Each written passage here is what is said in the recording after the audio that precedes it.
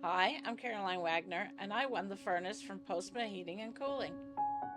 I was very shocked because I forgot I'd filled out the raffle ticket. A friend called me and said, "You won a furnace?" And I said, "Okay, funny.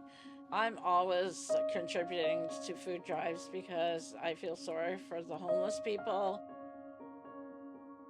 Some of the issues with people that are less fortunate are not because of doing drugs or anything. It's just because of situations, losing their job. Everybody should try to do a little part. I know it's hard with the economy right now. I'm just going to do my part and see what I can help anybody if they need it.